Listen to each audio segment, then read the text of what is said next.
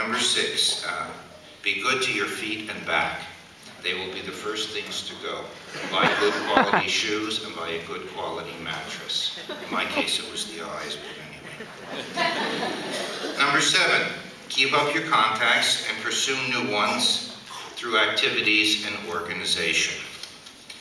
Friends and colleagues can help you solve problems, boost your morale, and provide new opportunities. I wouldn't be at City College today if I hadn't attended a barbecue out on Great Highway on the 4th of July. It was 27 degrees with the wind chill factor.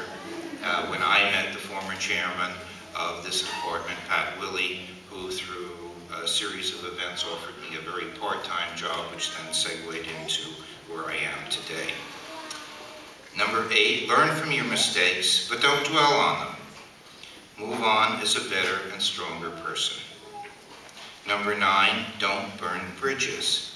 Be decent to everyone, even the people you can't stand.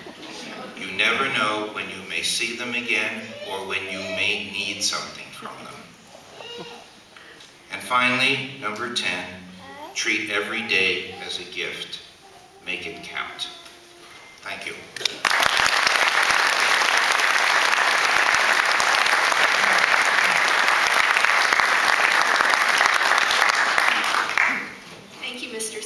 For inspiring us again. Our next faculty speaker is the man who made sure we got lunch out on time every day using any means necessary. He's one of the most patient men I've ever met. Please welcome Chef Aaron Ogden.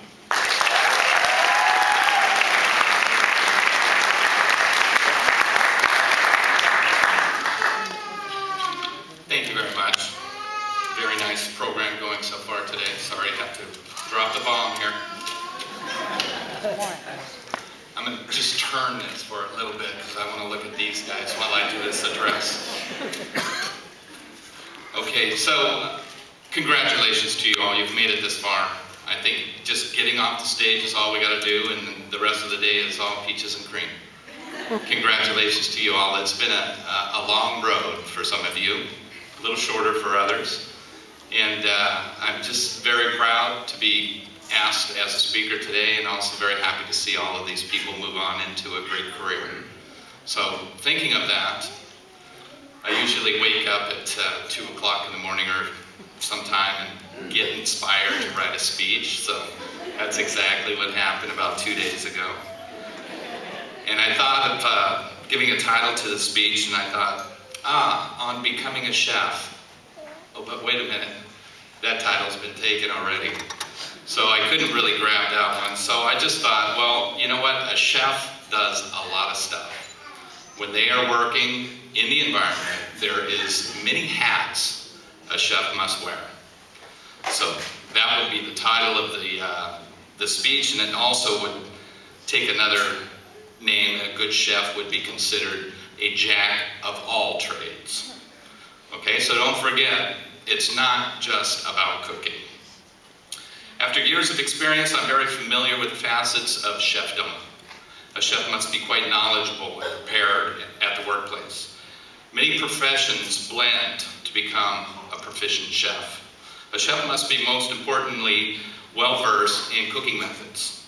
Traditional methods like braising and roasting, sauteing and poaching, stewing, steaming, as well as more modern methods like pan smoking, pressure frying, or wok cookery are all essential. Cold forms of cuisine take very specialized cooking talents, like those common in the garde-manger. The product of mousselines, pâtés, sausages, curing, brining, decorative work, carving melons, ice carvings, tallow sculpting, chauffoir. These are all techniques a chef must know. It's not an easy task to learn this in just a short amount of time. Even experiences in cutting-edge techniques are at times desirable.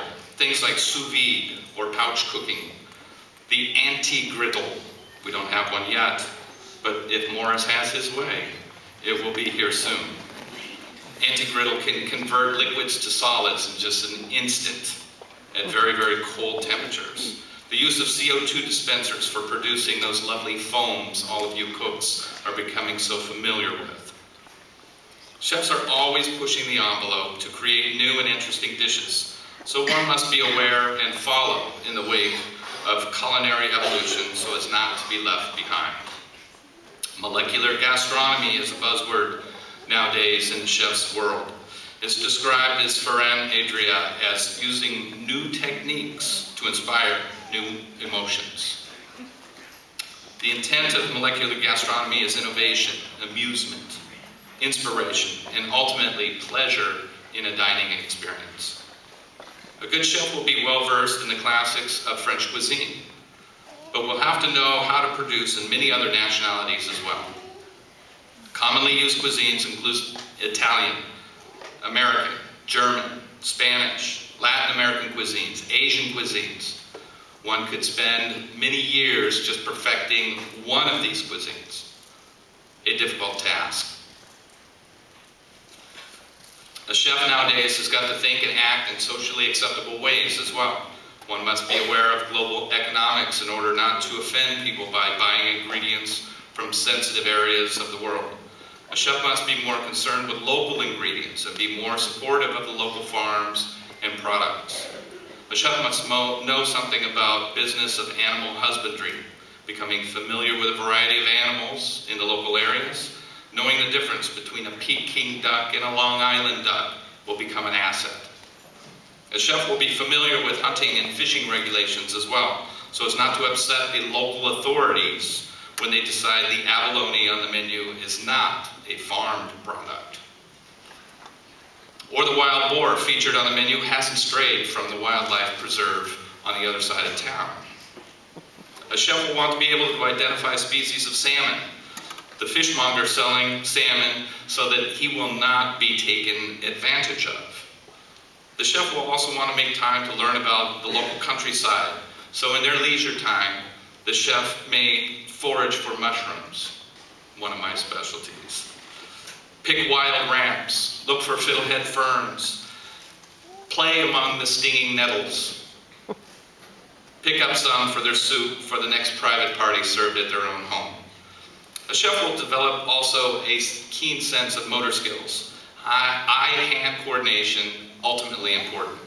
A sense of smell, a sense of taste, feel, the ability to be aware of weight and volume, proportion, and ratios. This will save many frustrating hours in the bake shop or on the production line, not to mention the money saved from all those botched recipes one has attempted.